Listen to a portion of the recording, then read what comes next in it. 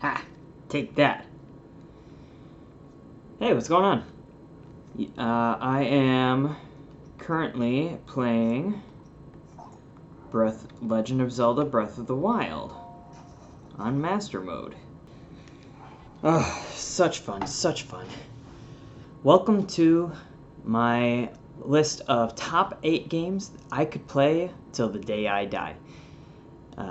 For this list, these are going to be games that I selected more for consistent fun than size. So as an example, while No Man's Sky is enormous and I could absolutely spend the rest of my life playing it, I don't think it would always be fun for me to play.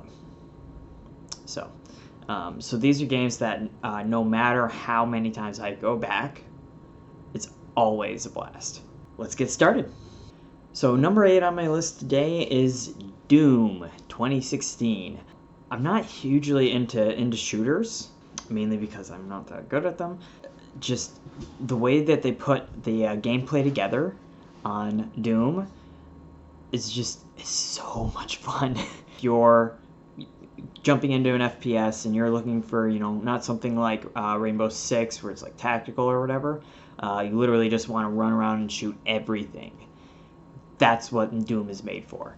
It's fast, it's crazy, it's awesome, it's gory, and just the last time I went back to play it again, I caught myself just smiling because I was just having so much fun.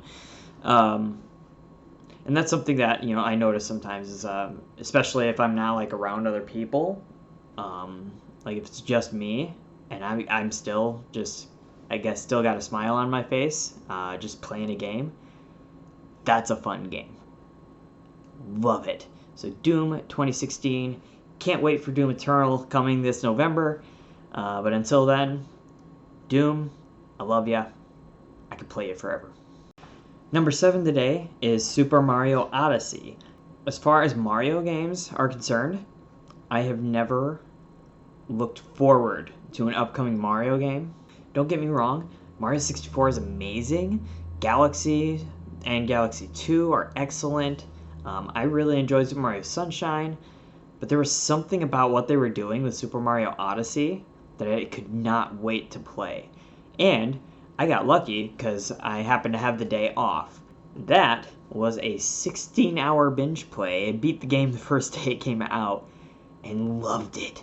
My favorite thing about Super Mario Odyssey is, even though I've been watching trailers and it's not my first time playing a Mario game, I was surprised consistently through the whole game. Loved it.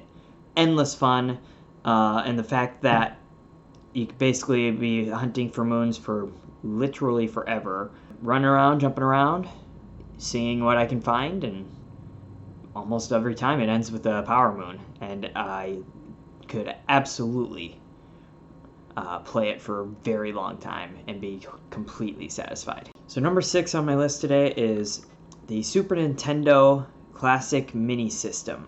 I decided to count this as a single title because the system itself has the 21 built-in games, and so I chose to count it as a single entry. The Super Nintendo Classic is by far my favorite of the retro classic mini systems. The Super Nintendo, I think, has the best in terms of quality, in terms of the library, and honestly, the Super Nintendo is largely what first got me into gaming. So these are games that I remember playing when I was 5. Street Fighter 2, Kirby Superstar, Super Mario World, Donkey Kong Country, Super Mario RPG, oh my gosh. Yoshi's Island, or just RPGs alone. I already said Super Mario RPG, but it's also got Final Fantasy 3, aka 6, because reasons, Secret of Mana, and Earthbound. And those 4 alone are well worth picking up the Super Nintendo Classic for. Kind of wish there was some Chrono Trigger, but there's already 4 RPGs. I don't know if anybody actually has time for another one on that. SNES Classic, love it! Number 5 is Super Mario Maker 2. And this is definitely the newest title on my list right now. there are two reasons essentially why I chose to put this one on the list. First of all, it's so fun. It's so much fun. It's just so much fun. Period. You know, Mario's been around for ages, and it just never gets old. It never gets old. But with Super Mario Maker 2, you know, the main drive being player-generated content, player-created levels, it could literally never end. You know, I can pretty much promise, like, 5 years from now, somebody's gonna come back to Super Mario Maker 2 with some kind of level design that we've just never seen anything like it before. The number of ideas, of quality ideas that people come up with is mind-boggling. And so Mario Maker 2, until they shut down the servers, will always be a complete blast to play. Making our way into the home stretch now, we have number 4, The Legend of Zelda Breath of the Wild. I'm sure some of you will be surprised that Breath of the Wild is at number 4. I do have reasons for that, and we'll get to those once we get to the top 3. Don't get me wrong, Breath of the Wild is just a ton of fun. The world is gorgeous. There's a level of creativity that can be had in combat and in exploration that is simply unmatched by other games. I see an island over there. I wonder if I can make it there. Breath of the Wild usually says, yes, you can. And hey, here's a shrine, or here's a Korok seed for your trouble. And it's awesome. It's definitely a game that, if I were playing till the day I die, would, you know, eventually find everything. The world feels a lot smaller, but it's just gorgeous, and it's a ton of fun to play. And, you know, the size and variety of what there is to see in the world is such that I will always have fun playing The Legend of Zelda Breath of the Wild. And with that, that makes number 3, and we're on another collection here. It's Kingdom Hearts Story So Far, specifically. The Kingdom Hearts series as a whole is a series that I just keep coming back to over and over and over again. Yes, I pre-ordered Kingdom Hearts 2.8. It's always fun for me. I love seeing all the different characters brought together. I love seeing the different world concepts. All these movies that we've enjoyed throughout the years come to life in a single game. Yeah, I'm deep into the story. I love the story. It's endlessly frustrating and confusing, but that's kind of what I like about it. You know, I like going through and figuring out, wait, that guy looks like this, so maybe it's actually this character. Oh my gosh! Every time I come back to a Kingdom Hearts game, I have a blast. I played through the first one somewhere around 4 or 5 times by now. Played several other games in the series almost as many times.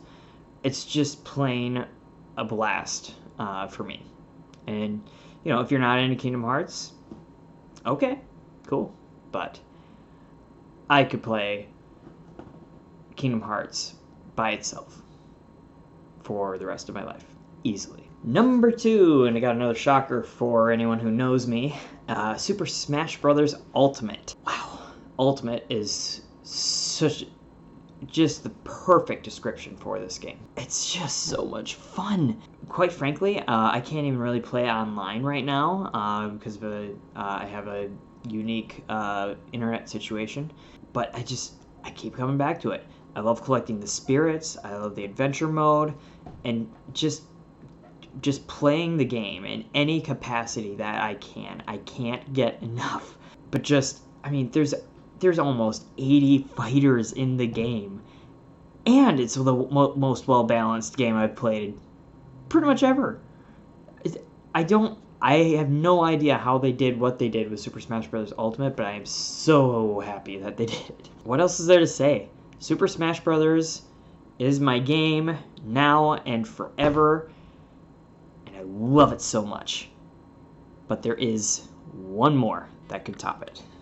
So, if I was on an island with Wi-Fi, of course. They have Wi-Fi, right? If there was one game that I could play for the rest of my life, period, and that was it,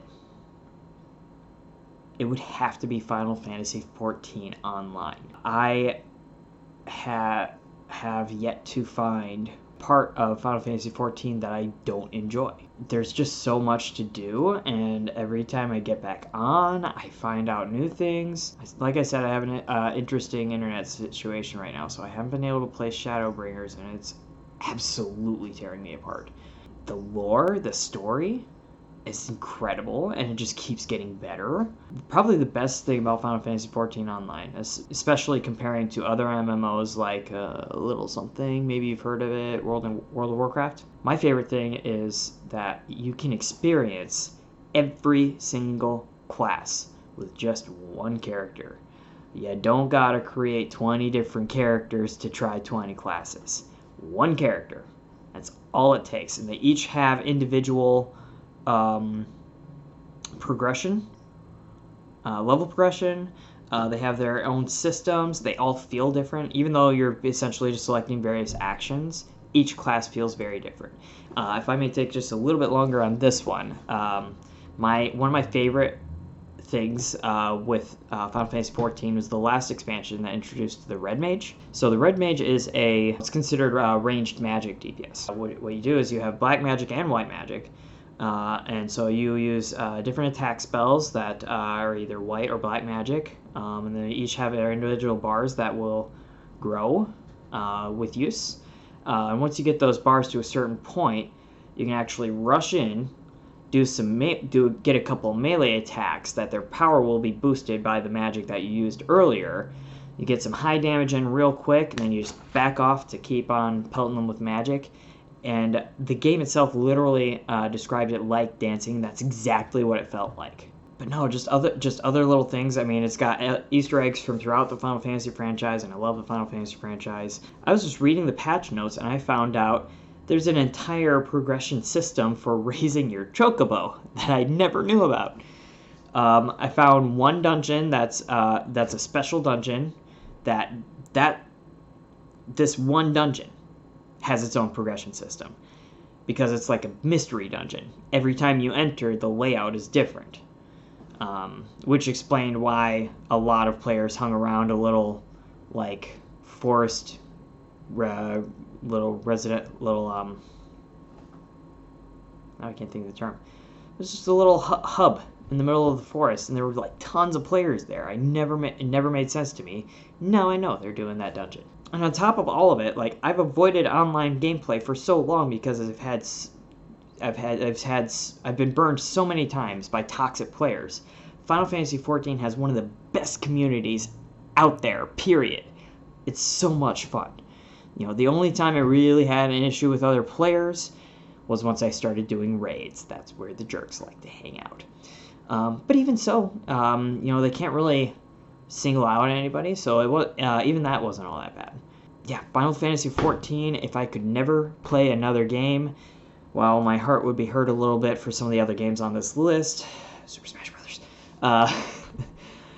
If I could only play Final Fantasy XIV, I'd be set for the rest of my life. So that was my top 8 games that I could play until the day I die. What are your top 8? What are your favorite games that you like to play that are just consistently fun every single time you come back to them?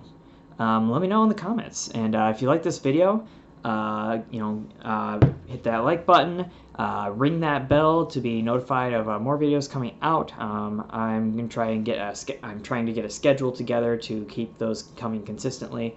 They will all be video game related, but they will not all be the same format because I like to try different things. So we'll see what works, and hopefully I can make this all happen, and we can continue to enjoy the awesomeness that are video games. Until next time, I'm No Prob Rob. Thanks for watching.